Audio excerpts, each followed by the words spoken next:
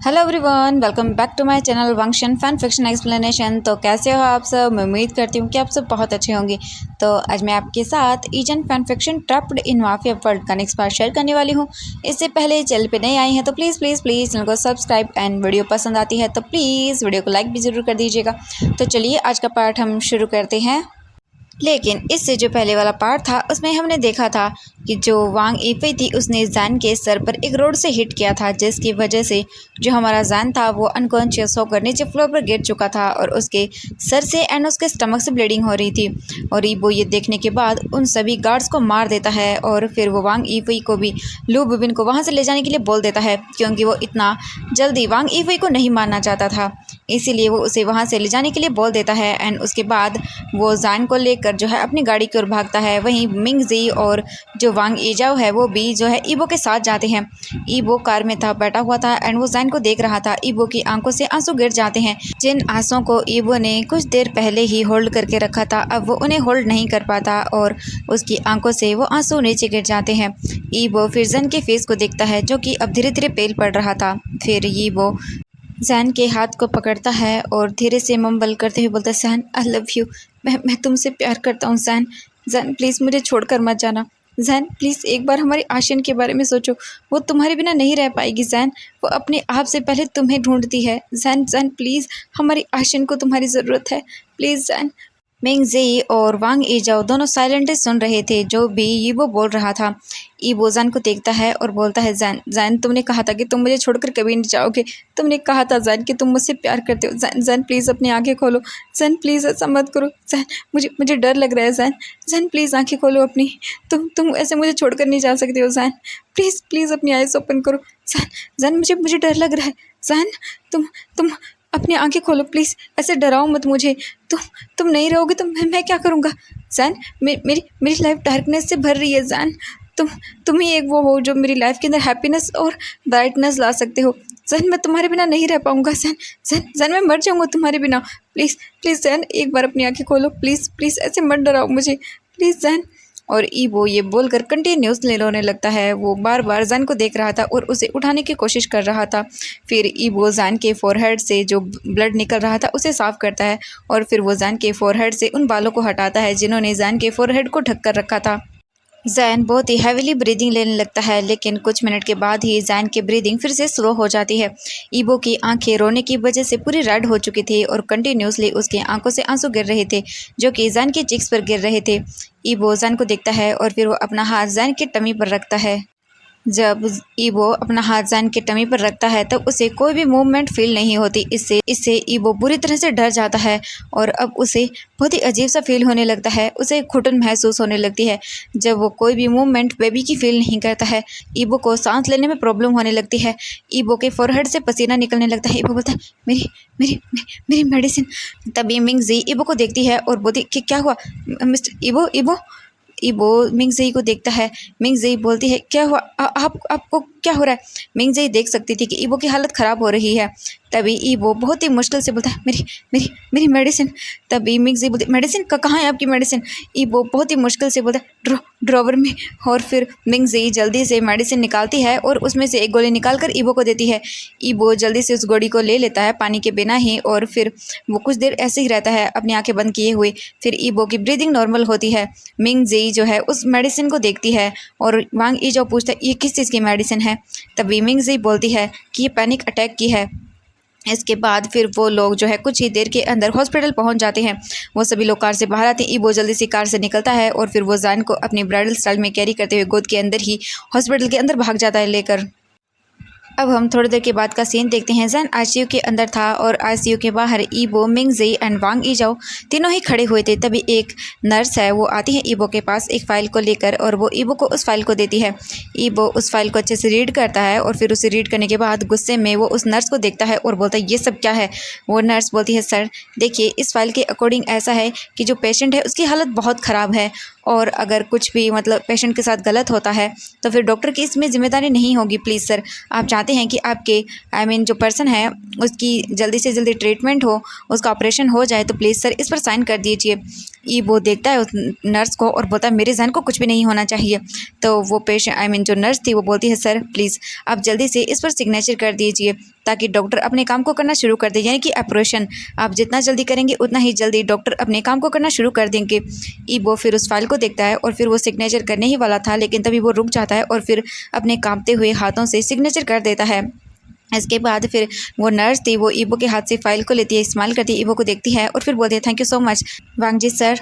इसके बाद वो नर्स वहाँ से चली जाती है। वांग ईजाओ जब ये देखता है तब वो ईबो की ओर देखता है और बोलता है आपका नाम तो वांग ईबो है ना, तो फिर आपने वांग जी नाम से सिग्नेचर क्यों किए? लेकिन ईबो वांग ईजाओ के इस क्वेश्चन का कोई भी आंसर नहीं देता है। वो चुपचाप जो है वहाँ से वॉशरूम के अंदर चला जाता है और डोर को बंद कर लेता है। वहीं अंदर डॉक्टर जैन का ऑपरेशन कर रहे थे। वो लोग जैन का ऑपरेशन करते हैं एंड जैन के स्टमक से बेबी को बाहर निकालते हैं। बेबी बहुत ही कमज़ोर था और वो एक बेबी बॉय था। फिर बेबी को जो है एक मशीन के अंदर रखा जाता है और लेकिन जो अदर डॉक्टर्स थे वो अभी भी जैन का ऑपरेशन कर रहे थे। अब लगभग 2 घंटे के बाद जो है डॉक्टर जो हैं आईसीयू से बाहर आते हैं एंड फिर ईबो और मिंगजी एंड वांग ईजाओ तीनों ही डॉक्टर की ओर भाग कर आते हैं। ईबो देखता है डॉक्टर को और बोलता है मेरे जैन कैसा है? हाँ, और मेरे बेबी, क्या वो दोनों ठीक तो है ना? डॉक्टर प्लीज़ बताइए मुझे, आप चुप क्यों है डॉक्टर? डॉक्टर ईबो को देखता है और बोलता है देखिए आपका बेबी बॉय अभी तो ठीक है, लेकिन फिर भी उसकी लाइफ डेंजर के अंदर है। हमने उसे मशीन के अंदर रखा है और जो पेशेंट है उनकी हालत अभी भी ठीक नहीं है, अभी भी उनका ऑपरेशन ख़त्म नहीं हुआ है। डॉक्टर ईबो को इन्फॉर्म करता है। ईबो बोलता है क्या बेबी बॉय? मेरा बेबी बॉय है, लेकिन मशीन में क्यों रखा है आपने उसे, और उसकी लाइफ डेंजर में क्यों है? वो डॉक्टर बोलता है जी हाँ बिल्कुल, वो एक बेबी बॉय है, लेकिन अभी भी उसकी लाइफ जो है वो डेंजर में है, क्योंकि जो बच्चा है वो टाइम से पहले ही बर्थ ले लिया है उसने, जिसकी वजह से वो अभी ठीक नहीं है एंड उसके मतलब काफ़ी जगह चोट भी लगी है, क्योंकि उसकी जो मदर हैं वो फ्लोर पर गिर गई हैं अपने पेट के बल, जिसकी वजह से उसे चोट लगी है, इसीलिए उसकी हालत अभी ठीक नहीं है, इसीलिए हम ये सब बोल रहे हैं। ये सुनने के बाद ईबो के पैर पूरी तरह से सुन्न पड़ जाते हैं। ईबो से वहाँ पर खड़ा नहीं रहा जा रहा था, इसीलिए वो अपने आप को स्टेबल करने के लिए दीवार को पकड़ लेता है। मिंग ज़ेई डॉक्टर को देखती है और बोलती है प्लीज़ डॉक्टर, जैन और उसके बेबी को बचा लीजिए प्लीज़, आपको जितने पैसे चाहिए हम आपको पैसे देंगे, लेकिन प्लीज़ आप जैन और उसके बेबी को बचा लीजिए प्लीज़। जो डॉक्टर है वो बोलता है देखिए प्लीज़ आप चिंता मत करिए, हम उन्हें बचाने की पूरी कोशिश करेंगे, ठीक है। ये बोलकर डॉक्टर फिर वापस से ऑपरेशन थिएटर के अंदर चला जाता है और वो डोर को बंद कर लेता है। वहीं जो वांग ईजाओ था वो ईबो के पास आता है और ईबो के शोल्डर पर हाथ रखता है, लेकिन ईबो उसके हाथ को दूर करता है और फिर वो वहाँ से चलने लगता है। मिंग ज़ेई और वांग ईजाओ दोनों ही देख सकते थे कि ईबो किस तरह से एक जिंदा लाश की तरह चल रहा है। ईबो चलते हुए वहाँ से सीधा जो एक बुद्ध की छोटी सी मूर्ति थी वहाँ पर आता है और अपने हाथों को जोड़ता है और बोलता है लॉर्ड बुद्ध प्लीज़ मेरे जैन और मेरे बच्चे को बचा लीजिए, प्लीज़ मेरे जैन को बचा लीजिए। मैं फिर इसके बाद कोई भी माफिया का काम नहीं करूँगा, मैं अपने इस माफिया बिजनेस को छोड़ दूँगा, प्लीज़ मेरे जैन को बचा लीजिए बस, और मेरे बेबी को। मैं इसके बाद कुछ भी नहीं करूँगा। मुझे हाइशवान हमेशा बोलता था कि मैं इस माफिया बिजनेस को छोड़ दूँ, लेकिन आज मेरे इसी माफिया बिजनेस की वजह से मेरे हस्बैंड और मेरे बेबी की जान खतरे में है। प्लीज़ लॉर्ड बुद्ध मेरे जैन को बचा लीजिए प्लीज़। और वो अपने हाथ जोड़कर जो है लॉर्ड बुद्ध से इन सब चीज़ों की प्रार्थना करने लगता है। ईबो की आंखों से कंटिन्यूसली आंसू गिर रहे थे और वो बार बार लॉर्ड बुद्ध के सामने प्रे कर रहा था जैन की और उसकी बेबी की लाइफ बचाने के लिए। ईबो रोते हुए बोलता है प्लीज़ मैं इसके बाद कोई बुरे काम नहीं करूँगा, प्लीज़ मेरे जैन और मेरे बेबी को बचा लीजिए प्लीज़, उन्हें कुछ मत करिए। आप मुझे पनिशमेंट दे सकते हैं लेकिन मेरे बेबी और मेरे जैन को नहीं, वो दोनों बहुत इनोसेंट है, मेरी वजह से आज उनकी जान खतरे में है, प्लीज़ उन्हें बचा लीजिए, मैं गिल्टी हूँ मेरे हर एक चीज़ के लिए। ईबो रोते हुए ये सब चीज़ें बोल रहा था। इसके बाद ईबो बोलता है जैन खतरे में है आज मेरी वजह से, क्योंकि वांग ईफी मुझसे बदला लेना चाहती थी, इसीलिए उसने जैन को मैनिपुलेट किया और मेरे खिलाफ यूज़ किया, और आज मेरी ही वजह से मेरे जैन की जान खतरे में है। वो अपनी लाइफ के लिए लड़ रहा है आज वहाँ हॉस्पिटल में, प्लीज़ उसे बचा लीजिए। मैं इसके बाद कोई बुरा काम नहीं करूँगा, मैं सब चीज़ें छोड़ दूँगा। मुझे आज नफ़रत हो रही है, क्यों मैंने इस माफिया वर्ल्ड को ज्वाइन किया। आज ईबो को रिग्रेट हो रहा था, पहली बार वो रिग्रेट कर रहा था कि क्यों उसने इस माफिया वर्ल्ड को ज्वाइन किया। आज उसकी वजह से उसका ज़हन मौत और ज़िंदगी के बीच में लड़ रहा था। ईबो बहुत बुरी कंडीशन में था। कंटिन्यूसली वो रोए जा रहा था और लॉर्ड बुद्ध से अपने बेबी बॉय और अपने जान की भीख मांग रहा था। वहीं हम मिंग जेई और जो है वांग ईजाओ को देखते हैं, वो भी ईबो को देख रहे थे एंड वो दोनों फिर एक दूसरे को देखते हैं और फिर वांग ईजाओ बोलता है ये सब हमारी गलती है। मिंग जेई बोलती है हाँ तुमने सही कहा, ये हमारी ही गलती है। हमें हमें वहाँ पर नहीं जाना चाहिए था। अगर हम वहाँ नहीं जाते तो शायद हमें आज ये सब देखने को नहीं मिलता। ये हमारी ही गलती है। वांग ईजाओ बोलता है लेकिन अब हम कुछ भी नहीं कर सकते हैं। बस अब हम जोचिंग की डेथ पर रो सकते हैं, इसके अलावा कुछ भी नहीं। हम नहीं जाते वहाँ पर तो ठीक होता। जैन अपने ब्रदर को वांग ईफे से बचाकर बाहर ले आता और उसके बाद हम वांग ईफे से बदला ले सकते थे, लेकिन सब मैसअप हो गया। इसके बाद फिर वो लोग ऐसे ही घूमते रहते हैं। वहाँ पर मिंग जेई परेशान होकर नीचे बेंच पर बैठ जाती है और वांग ईजाओ जो है वो परेशान होते हुए बेचैन होते हुए इधर से उधर गैलरी के अंदर घूम रहा था। वो दोनों ही बहुत ही ज़्यादा मतलब अजीब फील कर रहे थे। बोलें कि उन्हें गिल्ट फील हो रहा था बहुत ज़्यादा, क्यों गए वहाँ पर वो। तभी मिंग जी के फ़ोन पर एक नोटिफिकेशन आता है। मिंग जी फ़ोन को चेक करती है तो वहाँ पर उसे पता चलता है कि ये जो नोटिफिकेशन था वो उसकी बेबी सिटर का था, जो कि जिली का ख्याल रख रही थी। जब वो मैसेज को रीड करती है तो वो टेंस हो जाती है, क्योंकि उसकी बेबी सिटर ने बताया था कि जो जिली है वो कंटिन्यूसली रो रहा है। बेबी सिटर के लिए अब जो है जिली को संभालना बहुत मुश्किल है। मिंग जी जो है इतने टेंस दिखती है तब तो वांग ईजाओ उसके पास आता है और फिर वांग ईजाओ पूछता है कि क्या हुआ, तो मिंग जी उसे बताते हैं कि उसे घर जाना होगा। जो जिली है वो रो रहा है कंटिन्यूसली एंड बेबी सिटर अब उसे नहीं संभाल सकती है। तो वांग ईजाओ है बोलता है ठीक है। मिंग जी बोलती है प्लीज़ जब सेंस के अंदर वापस आ जाए तब मुझे प्लीज़ बता देना एंड प्लीज़ उसका ख्याल रखना। जो वांग ईजाओ है वो बोलता है हाँ तुम चिंता मत करो, मैं तुम्हें जैन की कंडीशन के बारे में टाइम टू टाइम इन्फॉर्म करता रहूँगा। इसके बाद मिंग जी वहाँ से चले जाती है। ईबो अभी भी फिर जो है वो उस लॉर्ड बुद्ध के स्टैचू के सामने खड़ा हुआ था एंड उनसे बार बार प्रे किया जा रहा था। फिर कुछ देर के बाद ईबो जो है वो आईसीयू के बाहर आता है और परेशानी के अंदर वो वहीं पर घूमना शुरू कर देता है। वो ऐसे ही जाकर स्टिप बेंच पर बैठ जाता है एंड फिर वो जान के बारे में सोचने लगता है। तभी वहाँ पर वांग ईजाओ भी आकर बैठ जाता है एंड फिर वो बोलता है ईबो उसका कोई रिप्लाई नहीं देता, क्योंकि फिर वांग ईजाओ है समझ जाता है कि इस वक्त जो ईबो है वो क्या फील कर रहा है। तो फिर वो बोलता है ईबो क्या तुमने यूबिन को इन्फॉर्म किया है जैन की हेल्थ के बारे में।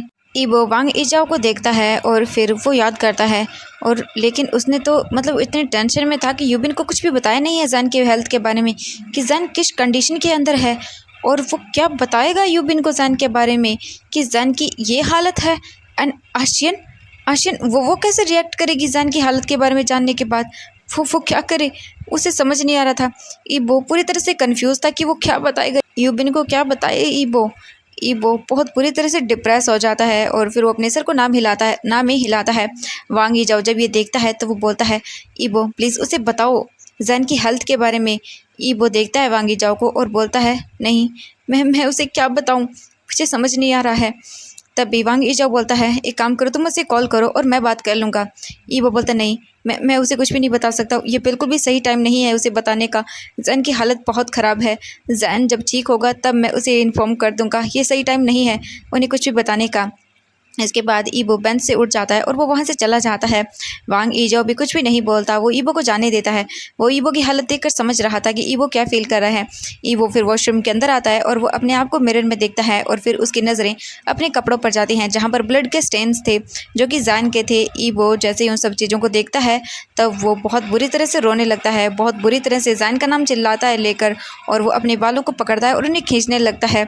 ईबो बोलता है जैन मैं यूज़लेस हूँ, मैं पूरी तरह से यूज़लेस हूँ, मैं तुम्हें प्रोटेक्ट नहीं कर पाया Jain, I am sorry Jain, please वापस आ जाओ। ये बोलकर ईबो वॉशरूम के अंदर बहुत बुरी तरह से रोता है और वो चिल्लाता भी है जैन के नाम को लेकर और उसे खुद पर ही शेम फील हो रहा था कि वो इतना यूज़लेस है कि वो अपने प्यार अपने सब कुछ जैन को नहीं बचा पाया। वो जैन की इस हालत के लिए ज़िम्मेदार है। ईबो काफ़ी देर तक रोता है वहाँ पर और फिर वो अपने फेस को वॉश करता है और फिर दोबारा से उसकी नज़रें जो है उन ब्लड स्टेन पर जाती है और दोबारा से ईबो का हार्ट पूरी तरह से टूट जाता है। ईबो फिर अपने आप को शांत करता है कुछ देर के बाद और फिर वो वॉशरूम से निकलकर बाहर आता है और फिर वो सीधा बिलिंग काउंटर पर जाता है एंड बिल को पे करता है, फिर वो वापस से गैलरी के अंदर आता है एंड फिर वो आईसीयू रूम को देखता है और फिर वो वहीं जाकर बेंच पर बैठ जाता है और वो जैन के बारे में सोचता है। तभी उसके माइंड के अंदर जो है लिू हाईकॉन का ख्याल आता है। ईबो जल्दी से अपना फ़ोन निकालता है और वो लिू हाईकॉन को कॉल करता है। दूसरी ओर से लिू हाईकॉन फ़ोन को पिक करता है और बोलता है हेलो बॉस। तभी ईबो बोलता है कौन। जैसे ही कुआन ईबो की इतनी क्रैकिंग वॉइस को सुनता है तो वो बोलता है बॉस क्या हुआ है आपको, क्या सब चीज़ें ठीक है। ईबो बोलता है क्वाड प्लीज़ हॉस्पिटल लाओ और फिर ईबो हॉस्पिटल का नाम बताता है। लिव हाईकॉन बोलता है ओके बॉस मैं आ रहा हूँ और फिर ये बोलकर वो फ़ोन को कट कर देता है। ईबो फिर अपने फ़ोन को टाइटली पकड़ लेता है और वहीं पर बैठा रहता है। तभी वहाँ पर वांग ईजाओ आता है और बोलता है तुमने किसे कॉल किया है। ईबो देखता है वांग ईजाओ को और बोलता है मेरे पर्सनल डॉक्टर को। इसके बाद ईबो जो है वहीं पर चुपचाप बैठा रहता है और पेशेंटली वो लिव हाईकॉन का वेट करने लगता है। ईबो जैन की हेल्थ के बारे में भी जानना चाहता था लेकिन कोई भी डॉक्टर अभी आईसीयू से बाहर नहीं निकला था ईबो को इन्फॉर्म करने के लिए जैन की हालत के बारे में। एंड दूसरा नहीं तो किसी ने जैन को ईबो को उसके बेबी के बारे में इन्फॉर्म किया था, उसकी हेल्थ के बारे में बताया था। ईबो ऐसे ही टेंशन के अंदर वहाँ पर बैठा रहता है और वो बहुत ही डर रहा था। लगभग आधे घंटे के बाद लिव हाईकॉन वहाँ पर पहुँच जाता है और वो जल्दी से हॉस्पिटल के अंदर आता है और जल्द से जल्द ईबो से मिलना चाहता था। लिव हाईकॉन भागते हुए गैलरी के अंदर आता है। वो पहले ही पूछ लेता रिसेप्शनिस्ट से जो है ईबो के बारे में एंड देन वो वहाँ पर आता है और देखता है। तो वहाँ पर जो है ईबो लिव हाईकॉन को देखता है। जैसे ही ईबो लिव हाईकॉन को देखता है तब उसे एक रिलीफ मिलता है। ईबो अपने मन में सोचता है बस अब लिव हाईकॉन ही उसकी आखिरी उम्मीद है। लिव हाईकॉन जब ईबो को देखता है तब वो बहुत ही घबरा जाता है क्योंकि ईबो के जो कपड़े थे उन पर ब्लड लगा हुआ था और वो बहुत ही डर जाता है। उसकी हार्ट बीट बहुत ही इंक्रीज हो जाती है। लिव हाईकॉन भागकर ईबो के पास आता है और बोलता है बॉस आप ठीक हैं। लिव हाईकॉन ईबो को देखता है। ईबो बोलता है हाईकॉन मेरा सन खतरे में है, मेरा बेबी खतरे में है, प्लीज़ उन दोनों को बचा लो। तुम मेरी लास्ट होप हो, मैं तुम पे ट्रस्ट करता हूँ, प्लीज़ उन दोनों को बचा लो, प्लीज़ हाईकॉन प्लीज़ उन दोनों को बचा लो। ईबो लिव हाईकॉन के सामने जो है वो बैक करने लगता है अपने जैन और बेबी को बचाने के लिए। लिव हाईकॉन बोलता है बॉस प्लीज़ शांत हो जाइए प्लीज़। मुझे बताइए क्या आशिन को चोट लगी है। आप हॉस्पिटल में एंड जैन हॉस्पिटल में क्या हुआ है उसे, प्लीज़ बताइए मुझे। ईबो फिर अपने फोरहेड से पसीने को साफ़ करता है और फिर उसके बाद वो लिव हाईकॉन को सब चीज़ें बता देता है। लिव हाईकॉन सब चीज़ें सुनता है और फिर वो बहुत ही सैड हो जाता है जैन की हालत के बारे में जानकर। एक सेकंड के लिए तो लिव हाईकॉन की हार्ट बीट भी बंद हो गई थी। फिर वो अपनी आइज़ बंद करता है, अपनी आइज़ को ओपन करता है और ईबो को देखता है और बोलता है बॉस लेकिन मेरे पास मेरा सर्टिफिकेट नहीं है डॉक्टर का, ये मुझे जैन का ऑपरेशन करने नहीं देंगे। ईबो जब ये सुनता है तब वो और भी ज़्यादा डर जाता है और बोलता है कि क्या मैं बात करूँगा डॉक्टर से, तुम बोलो मुझे क्या करना है, मैं सब कुछ करूँगा, प्लीज़ हाईकॉन। तो लिव हाईकॉन बोलता है बॉस प्लीज़ शांत हो जाइए, मैं कुछ करता हूँ, ठीक है आप प्लीज़ शांत हो जाइए। फिर इसके बाद लिव हाईकॉन अपना फ़ोन निकालता है और वो शुआनलू को कॉल करता है। दूसरी ओर से शुआनलू बोलते हेलो हाईकॉन बोलता है शुआनलू तुम एक काम करो, हमारे रूम के अंदर जाओ एंड जो सेकंड ड्रॉवर है उसे ओपन करो एंड तुम देखो उसके अंदर मेरा डॉक्टर का सर्टिफिकेट है, प्लीज़ वो किसी को देकर इस हॉस्पिटल के अंदर जल्द से जल्द भेजो। शुआनलू बोलती है हाँ ठीक है क्या हुआ। लिव हाईकॉन बोलता है प्लीज़ तुम जल्दी से उस सर्टिफिकेट को इस हॉस्पिटल के अंदर सेंड करो प्लीज़। लिली कहाँ है, वो क्या कर रही है। शुआनलू बोलती है हाँ वो डिश को वॉश कर रही है। लिव हाईकॉन बोलता है हाँ प्लीज़ एक काम करो, लिली को देकर मेरा हॉस्पिटल का सर्टिफिकेट प्लीज़ जो मैं नाम बता रहा हूँ उस हॉस्पिटल के अंदर सेंड कर दो प्लीज़।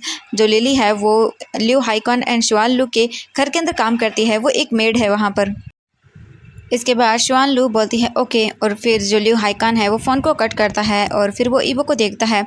ईबो को देखने बाद यू हाईकॉन बोलता है बॉस आप चिंता मत करिए, सब कुछ ठीक होगा, प्लीज़ आप घबराइए मत, मैं जल्द ही जो है वो मेरा सर्टिफिकेट यहाँ पर आ जाएगा, उसके बाद मैं डॉक्टर से बात करूँगा एंड जब वो मुझे परमिशन देंगे तभी मैं जैन का ऑपरेशन कर पाऊँगा। ईबो बोलता है हाँ। इसके बाद जो ईबो एंड बोल सकते हैं लिव हाईकॉन वांगे जो है वो सभी लोग वहाँ पर खड़े हुए थे। तभी जो लिव हाईकॉन है उसकी नज़रें जो है ईबो के शर्ट पर जाती है जहाँ पर बहुत ब्लड लगा हुआ था और लिव हाईकॉन वहाँ पर ब्लड को देखकर समझ गया था कि जैन की कंडीशन कितनी बुरी है एंड जैन ने कितने ब्लड को लॉस कर दिया है। ऑपरेशन करने के बाद जैन को जो है ब्लड की ज़रूरत पड़ेगी। तो लिव हाईकॉन बोलता है कि मुझे लगता है कि जैन को ब्लड की बहुत ज़्यादा ज़रूरत पड़ेगी। तो वांग ईजाओ बोलता है कि जैन का ब्लड ग्रुप क्या है। ये सुनने के बाद लियो हाईक्वान जो है वो कन्फ्यूजिंगली वांग ईजाओ को देखता है। इसके बाद ईबो जो है वांग ईजाओ के बारे में लियो हाईक्वान को सब बताता है। सब जानने के बाद लियो हाईक्वान बोलता है ओह अच्छा ठीक है, जैन का ब्लड ग्रुप जो है AB पॉजिटिव है।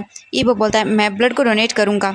लियो हाईक्वान बोलता है ओके बॉस, जैसी आपकी इच्छा, अगर ज़रूरत पड़ी, अगर और भी ब्लड चाहिए होगा तो मैं भी अपने ब्लड को डोनेट करूँगा। इसके बाद लियो हाईक्वान, वांग ईजाओ एंड लियो बू बोल सकते हैं कि जो ईबो था वो तीनों बेंच पर बैठ जाते हैं और वो वहीं पर बैठ करने लगते हैं डॉक्टर का। तभी आधे घंटे के बाद वहाँ पर लिली आ जाती है वांग हाईक्वान के सर्टिफिकेट को लेकर डॉक्टर के।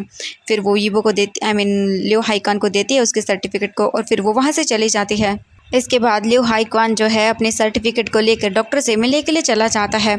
इसके बाद वांग ईजाओ एंड ईबो पेशेंटली लियो हाईक्वान का वेट करने लगती हैं। तभी एक डॉक्टर एक रूम से निकलकर बाहर आता है। जब ईबो देखता है डॉक्टर को तो वो जल्दी से डॉक्टर के सामने जाकर खड़ा हो जाता है। डॉक्टर ईबो को देखता है। ईबो बोलता है मेरा बेबी कैसा है? तो वो डॉक्टर बोलता है देखिए आपका बेबी बिल्कुल ठीक है, हाँ अब उसकी हालत पहले से ठीक है, वो अब खतरे में नहीं है, लेकिन फिर भी वो बहुत ही कमज़ोर है क्योंकि उसने टाइम से पहले बर्थ लिया है, इसीलिए आपको उसका खास ख्याल रखना होगा और उसका वज़न भी बहुत कम है, तो प्लीज़ आप उसे प्रोटेक्ट रखना एंड उसका सबसे ज़्यादा ख्याल रखना है आपको। ईबो अपने मन में गॉड को थैंक यू बोलता है और फिर वो उस डॉक्टर को बोलता है कि thank you so much doctor. वो डॉक्टर बोलता है वेलकम। इसके बाद जो है वो डॉक्टर वहाँ से चला जाता है। ईबो आज पहली बार जो है अपने आप पर कोई प्राउड फील नहीं कर रहा था। वो सब लोगों को थैंक यू बोल रहा था जिन्होंने भी उसके बेबी की जान बचाई थी उनको। ईबो जैन के प्यार में इतना बदल गया है, सच में उसका नेचर इतना बदल गया है कि वो सोच भी नहीं सकता। आज वो लोगों के सामने भीख मांग रहा है अपने जैन की जान बचाने के लिए। सच में प्यार में ईबो ने सब कुछ चेंज कर लिया है, उसने पूरी तरह से अपने आप को बदल लिया है। वरना एक क्रूर माफिया किसी के सामने माफ़ी मांगे एंड किसी को थैंक यू बोले, बिल्कुल नहीं। सच में ईबो को पूरी तरह से बदल दिया हमारे जैन ने। ईबो और जो वांग ईजाओ था उन दोनों को एक रिलीफ मिलता है कि ईबो के बेबी की जान बिल्कुल ठीक है एंड अब सिर्फ जैन की ही जान जो है वो डेंजर के अंदर है। कुछ मिनट के बाद लियो हाईक्वान रूम से निकलकर बाहर आता है और वो एक स्माइल करता है। ईबो जब देखता है उसे एक्साइटमेंट के कारण जल्दी से उठ जाता है और बोलता है कि क्या कहा डॉक्टर ने? हाईक्वान ईबो को देखता है और बोलता है बॉस आप चिंता मत करिए, डॉक्टर ने मुझे जैन का ऑपरेशन करने की परमिशन दे दी है। ये सुनने के बाद ईबो हैप्पी हो जाता है और वो बोलता है लियो हाईक्वान प्लीज़ प्लीज़ प्लीज़ मेरे जैन को बचा लो। लियो हाईक्वान बोलता है बॉस प्लीज़ चिंता मत करिए, सब ठीक होगा ओके। ईबो बोलता है इसके बाद लियो हाईक्वान ईबो को देखता है और उसे बहुत बुरा लगता है ईबो के लिए। फिर लियो हाईक्वान जो है ऑपरेशन थिएटर के अंदर चला जाता है। 2 घंटे के बाद फिर जो डॉक्टर्स हैं जितने भी थे वो रूम से निकलकर बाहर आते हैं। ईबो और जो वांग ईजाओ था वो देखते हैं डॉक्टर को तो वो जल्दी से उनके सामने जाते हैं। लियो हाईक्वान अभी भी जो है रूम के अंदर ही था, वो बाहर नहीं आया था। जैसे ही वो दोनों डॉक्टर को देखते हैं तो वांग ईजाओ बोलता है जैन कैसा है? वो डॉक्टर बोलता है देखिए पेशेंट अभी बिल्कुल ठीक है, हमें लगा नहीं था कि हम पेशेंट को बचा पाएंगे, लेकिन लियो हाईक्वान वहाँ पर सही टाइम पर आ गई एंड देन उन्होंने सच में पेशेंट की जान बचा ली। सच में लियो हाईक्वान एक बहुत ही वेल स्पेशलिस्ट डॉक्टर हैं। सच में वो बहुत ही अमेजिंग डॉक्टर है, उनका मुकाबला कोई नहीं कर सकता है। अगर वो नहीं होते तो शायद हो सकता है हम आज पेशेंट को नहीं बचा पाते। सच में मुझे तो यकीन ही नहीं हो रहा है कि हमने पेशेंट को बचा लिया। वो एक अमेजिंग डॉक्टर है। ये सुनने के बाद ईबो को एक रिलीफ की सांस आती है, उसका सहन ठीक था। ईबो स्माइल करता है और सच में वो बहुत हैप्पी था, उसे बहुत ही प्राउड फील हो रहा था लियो हाईक्वान पर। वो अपने इमोशन को बिल्कुल भी बयां नहीं कर पा रहा था। तभी ईबो डॉक्टर को देखता है और बोलते क्या मैं उसे मिल सकता हूँ? बस ईबो अब जान से मिलना चाहता था। डॉक्टर बोलते हाँ जी प्लीज़ अब मिल सकते हैं। ये सुनने के बाद ईबो बहुत ही ज़्यादा खुश हो जाता है। ये सुनने के बाद जो वांग ईजाओ था वो भी हैप्पी हो जाता है और फिर ईबो और वांग ईजाओ दोनों ही जो है ऑपरेशन थिएटर रूम की ओर जाने लगते हैं। लेकिन तभी अचानक से वो दोनों ही रुक जाते हैं क्योंकि एक नर्स जैन को स्ट्रक्चर पर लेकर बाहर आ रही थी। फिर वो दोनों रुकते हैं एंड ईबो जैन के फेस को देखता है। जैन का फेस पूरी तरह से पेल था एंड उसके सर पर बैंडेज भी लगी हुई थी। ईबो धीरे धीरे चलकर जैन के पास आता है और वो जैन को देखता है और फिर वो लियो हाईक्वान को देखता है और बोलता है हाईक्वान जैन होश में कब आएगा? हाईक्वान बोलता है बॉस जैन अभी कोमा में है, ये बोल सकते हैं कि वो शॉर्ट टर्म कोमा के अंदर है, शायद 15 दिन में जैन को होश आ जाएगा। ईबो जब ये सुनता है तब शॉकिंगली वो लियो हाईक्वान को देखता है और बोलता है कि क्या कोमा में? लियो हाईक्वान बोलता है हाँ प्लीज़ सर देखिए बॉस वो बिल्कुल ठीक है, डेंजर में नहीं है वो, बस बात ये है कि बस वो थोड़ा सा कोमा में है एंड जैन शॉर्ट टर्म कोमा के अंदर है तो शायद वो जल्द ही होश में आ जाएगा। ये सुनने के बाद ईबो को एक चैन की सांस आती है। इसके बाद जो वांग ईजाओ था वो बोलता है आपने कहा था कि जैन को ब्लड की ज़रूरत पड़ेगी, तो फिर जैन को ब्लड किसने दिया था? तो एवरीवन आज के बस इतना ही, मिलते हैं नेक्स्ट पार्ट में। आई होप कि वीडियो पसंद आई तो प्लीज़ वीडियो को लाइक, चैनल को सब्सक्राइब कर देना। एंड बाय बाय एवरीवन, मिलते हैं नेक्स्ट पार्ट में। बहुत जल्द फैन फिक्शन कंप्लीट हो जाएगा। अब ओनली इसके बोल सकते हैं 1.5 चैप्टर और है, तो फिर फैन फिक्शन ख़त्म, फिर हम कोई न्यू देखेंगे। Bye bye everyone.